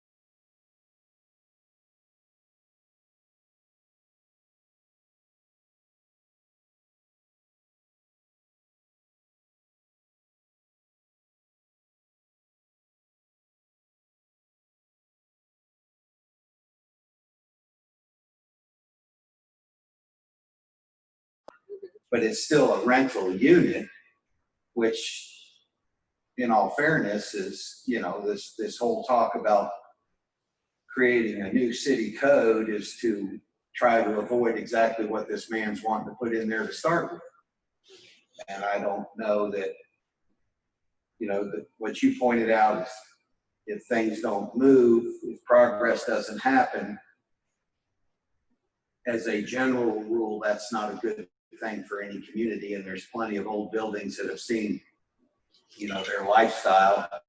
You know, this guy, what's to say this guy gets tired of fighting with us? And he says, well, I'm going to just put a flea market in there, see how they like that. And he, according to the rules, he can put a flea market in there, you know. What's to keep him from doing that? He's paying $6,000 or $8,000 a month in property taxes to have it sit there idle. And we've chosen to apparently do all the fighting we can to keep him from, he is a developer. He's presented visions of what he wants to put in there. And I would argue, just on my own behalf, that there are places that can be extremely old that a lot of people don't want to change at all. Sure. Yeah, let's take those one at a time. Which is my business. Now, are you muted on your end? So I'm just curious, was that There's a lot there. Atlantic project, were those all rental units? Well, I'm sure I can hit every point, but I'll try. Okay. At the beginning, the question was, do we know they want to sell it? And we don't. No. Let me clarify that. If we implied that development would require the existing owners to unload it to someone else in order to implement. We didn't mean to imply that. They could do it, then they could do part of it. They could get others to partner with them and do it together. They could own it, they could lease it. So all of the possible ways of structuring the transactions and or ownership should be available.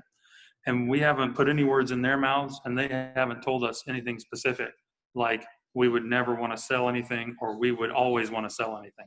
There's nothing like that driving the discussion. So just to clarify, we did draw residential units on the assumption that a lot or even most of them could be rentals. And we know that doesn't check that box on the community's checklist of things they were hoping to hear.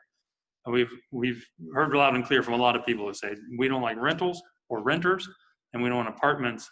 And if we have multifamily, we only want it to be for sale. So Well, let me just make sure, let me get this out first, because I got to clarify what you teed up. And then, so we've illustrated building forms, and it remains to be seen what part of that would be best done as a for sale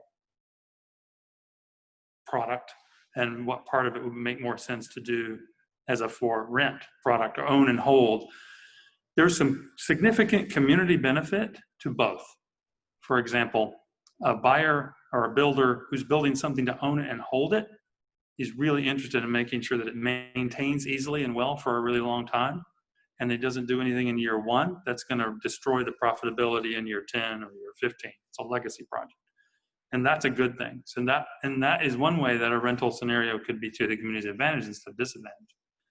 Then I think the concerns about renters and rentals, as we ask people, what do you mean by that? Who are you specifically trying to exclude? Or why are you saying that? We got the answers we got back were pretty informative. It's not the renting that's the problem. It's the fear of misbehavior on rental properties. The concerns we heard about renting and rentals was the kinds of things you might expect to hear in those 800 and 1,200 unit disaster zones, but not necessarily the kinds of things that are likely to occur with the young neurosurgeon that's likely to be able to afford new construction in a hot rental market like this one. So I'm not sure that's that fear is correct if the form of the thing is right. Now, let's make sure I got some of these other pieces, because there was a lot in what you said. I think that as business people, they ought to have the flexibility to design a business plan that manages their risk, maximizes their return, and satisfies the community's requirements. And you put them in a box when you say none of it can be rental, or all of it has to be this. And you give them more flexibility when they can adjust the mix of those things to the market. Well, I believe that's why you said that the rental portion of that ensures them that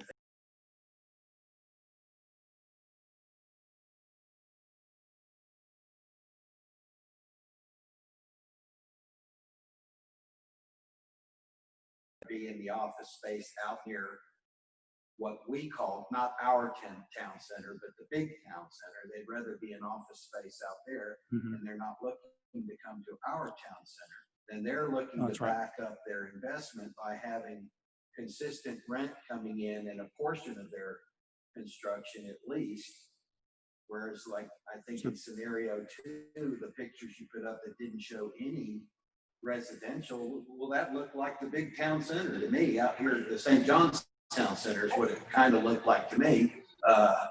But then again, I also like the pictures of what you put up that showed like 2 stories of condos or apartments. What's your name? So we can continue this. What was your name? Tom Woody. Tom. All right. So Tom's raised a really good point. Now I talked about this in April, but I think it's probably worth covering again here. I have a friend who's chairman of Sumitomo Bank, which is a really big bank out west. And he surprised me one day saying, I prefer to loan to mixed-use developments. And mixed-use developments, most developers will tell you, are a little harder to get the financing for. You have to go get just the right lenders or equity partners to get that done, and not all of them want to be in that business. So he surprised me, and I said, well, why did you say that? And his answer was that, and I remember this very vividly, he said, developers are like cowboys and cowgirls. And they're gunslingers and risk takers and gamblers. But when they come into your office as the banker and say, I got this great idea, they're convinced it's going to be a home run and it's all going to work, it's going to be great. And they, in a way, have to be confident like that in order to do that business. But in truth, some part of the market is always down and some part of the market is always up. And so my banker friend said, if somebody comes to me with a mixed-use development that has a housing component generating revenue and a storefront component generating revenue and an office, exactly, it's diversification. Then when part of it is down because of some surprise in the market, like we're going through right now with retail and restaurants, then some other part of it will still be going along. When they come, back into his office, this time a lot less buoyant and confident, their head held down, head hanging down and saying, I can't make my payments, I need to work something out with you. He said, if they have an income, we can work something out. If they have no income at all, because one little tick or talk in the marketplace destroyed their model, then there's nothing to work with.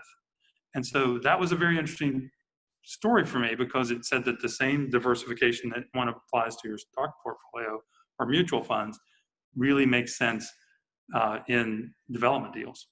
Now, that said, developers often look at land, and if they're in the shopping center business, they see retail dirt. And if they're in the apartment complex business, they see residential dirt. And if they're doing office parks, they see office dirt. And there's a smaller pool of developers who get it about this mixed use, walkable, combining things, flexible, traditional town. And for that reason, I think it's worth having, problem-solving conversations with the owners and developers to say, what are you willing to do? Well, I think the owners of the property have presented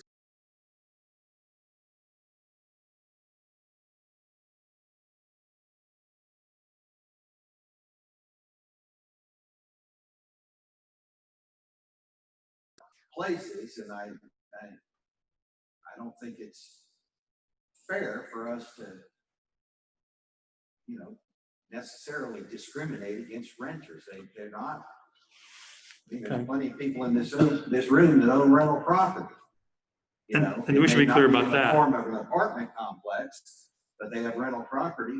Some of the folks in here, Tom, some of the folks here and some of the folks online, we have 28 people listening still, might not know this, but local government isn't allowed to say that a given residential unit can only be for sale. Right. There's case law and fair housing law and things far above the level of municipal control that dictate that. And the reason for that is to prevent a municipality from doing an unfair kind of exclusion. I was just curious if the current owner had indicated in any way that he was willing to sell, a deeded property one at a time. This all looked new to me when I saw it. I didn't have any indication of that previously, and I was curious. Well, that's a great question. And I think I would say it's a conversation that's just been begun. We had to create some kind of model for testing and conversation, which is where we are. But before this became something that actually got built, or it became a rezoning application or something you were about to change in your comp plan, there was more to do. What comes first? This. Because if we can't build community comfort around some scenario, then we can't go to the next step. And that's really why we're trying to test this. I have to say, I came to this myself midweek during the charrette because I couldn't make it match any of the other more likely or ordinary redevelopment scenarios, because it ran against one of the no-go requirements, like know this or know that. So that's why we were testing this.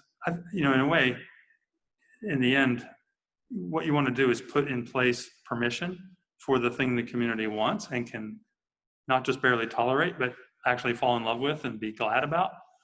And if the developers bite, we'll know it. Well, bottom line, I'd just like to see something move forward. I'm tired of looking at that building sitting down there doing nothing. Hear you loud and clear, Tom. Okay, thanks. I All right, Louisa.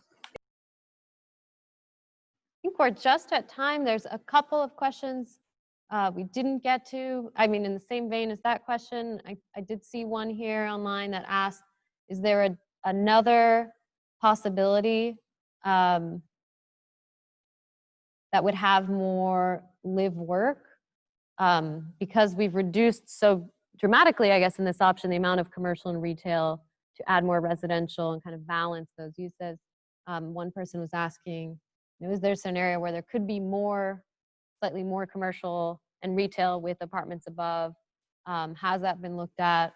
And yes, it was looked at, and we didn't show more of that because we were trying to keep, the minimal amount of apartments possible. But certainly, if you wanted to dial up any amount of retail or office or commercial, there's opportunities to take that, come up with an option 4 or 5, 6 that are slight change, different iterations of this concept.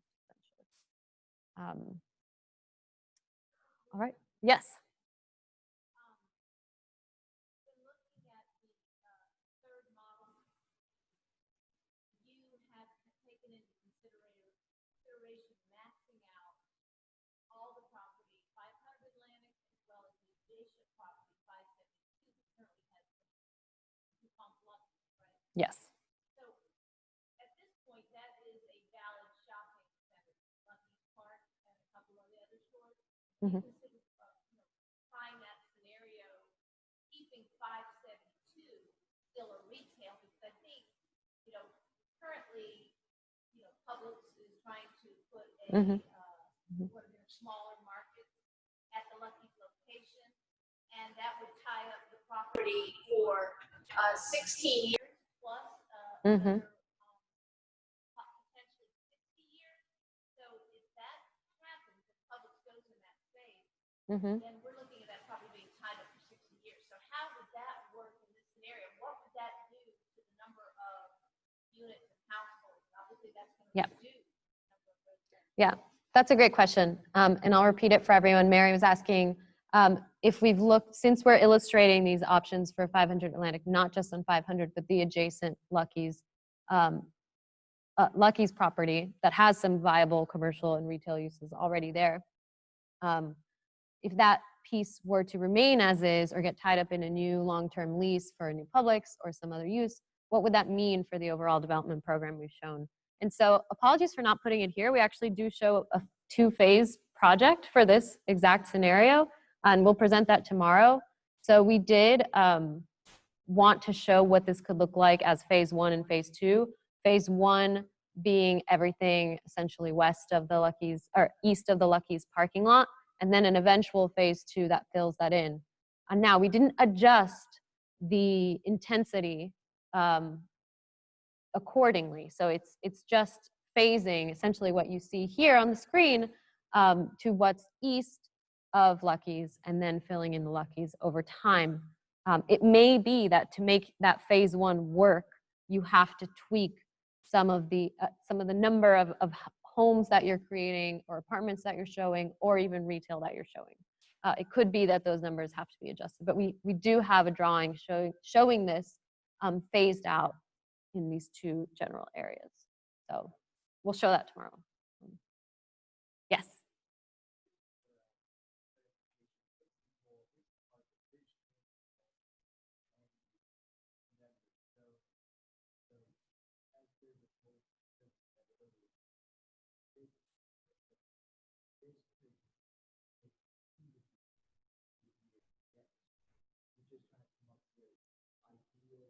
Visioning that you get on board. You may have to warn you, 20 years later, Mm-hmm. Yes, so we just had a question that was asking, what's, again, the timeline for these changes? Is what we've illustrated here on the Lucky's and Kmart site something that we'd expect to see over 20 years, 30 years? Might see other smaller properties redeveloped first? And I can go back to that original map that we have made of opportunity sites. So there's some sites that are vacant or that we know are maybe struggling more, or just from our discussions with the community have seemed to be the ones that are most likely to redevelop first. 500 Atlantic being vacant is one of them. But again, we've shown much more than just the 500 Atlantic site here. So yes, we absolutely would imagine that it happens incrementally, and even a site the size of 500 Atlantic would not happen all at once. It would be phased out into smaller pieces. So yes, it's something that would change over time.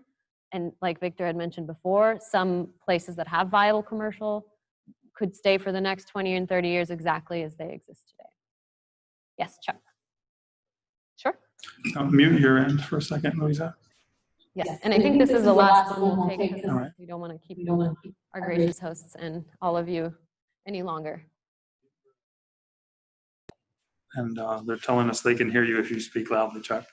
Okay, I just wanted to, make it clear that what we're looking at here, 500 Atlantic all the way over to U-Haul, is all owned by the same person. One thing I think we can all in this room, believe it or not, Two groups. They're working in partnership, but they're two groups. if the two groups are interconnected to the same officers, correct? No, They're totally different officers in both groups. absolutely. Tri-Bridge is a Totally. different deal. No one in Tri-Bridge is in the other group, not one person. Well, what we understand is that the From what ownerships I are separate, understand but is they're the development- cooperating and trying to find their way through the maze to what might be permitted here in the community together and in conversation with one another. So it could work out that that's jointly, could work out that one I'm becomes one 99% thing and the other becomes sure- another. 99% sure it's gonna be developed in unison, the whole development. And I mean, I see what we're doing here, we're just It'll making probably be good. suggestions. We're just saying, hey, this would be great, that would be great, and just kind of mirror what Tom's saying.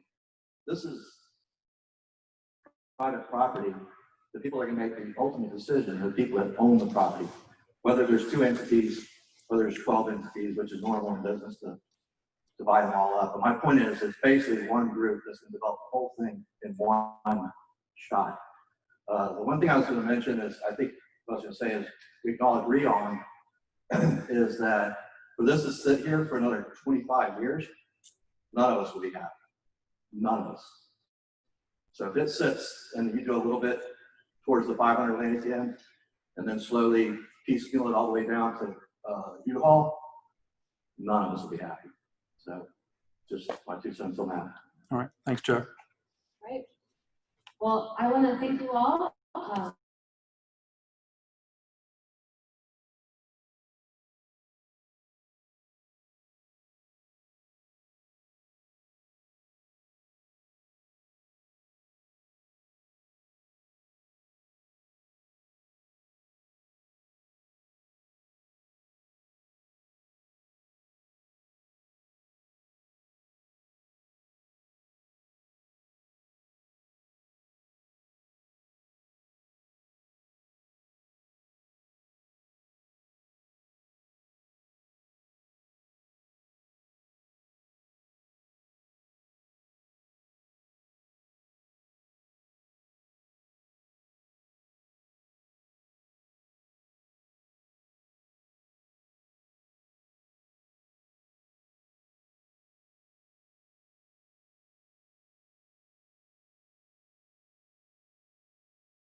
Oh no, sorry, I was muted.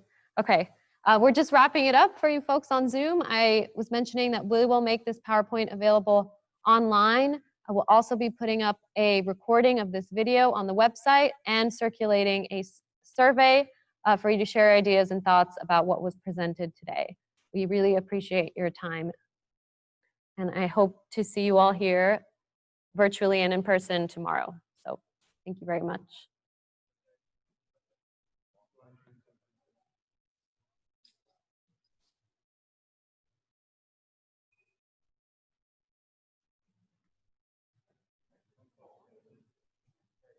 Oh, you're answering someone?